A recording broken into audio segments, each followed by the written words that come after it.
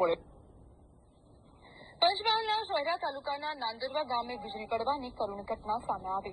બામણીયા ફળિયામાં બે અલગ અલગ ખેતરમાં ડાંગરની રોપણી દરમિયાન વીજળી પડતા એક મહિલાનું ઘટના સ્થળે જ મોત થયું, જ્યારે બે મહિલાઓ ઇજાગ્રસ્ત થઈ। મૃતક સંતોષભાઈ નામ વીજળીને પોસ્ટમોર્ટમ માટે હોસ્પિટલ ખસેડવામાં આવ્યો હતો, જ્યારે ઇજાગ્રસ્ત મહિલાઓને 108 મારફતે શહેરા રેફરલ હોસ્પિટલ અને બાદમાં વધુ સારવાર માટે ગોધરા સિવિલ હોસ્પિટલ રિફર કરવામાં આવી। ઘટનાના પગલે પરિવાર અને ગામમાં શોકનો માહોલ છવાયો।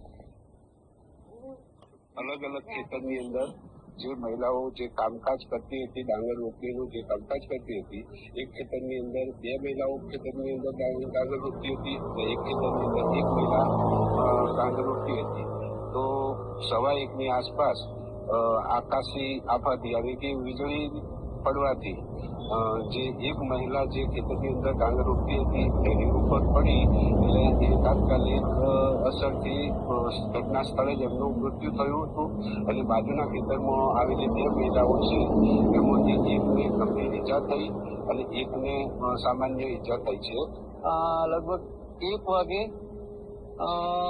નાદરવા ગામ બામણીયા ફળિયું અને એમને અમારે ઘરેથી અમારા બહેની બહેરી ખેતરમાં દળવું પડતા અને એકદમ વીજળી પડી તો એ તો ખલાસ થઈ ગયા અને બીજા બે જણ ઘાયલ થઈ ગયા। અમે 108 બોલાવી એમને તપાસ કરાવી તો આ બેન ખલાસ થઈ ગયેલા અને પેલા બેને તો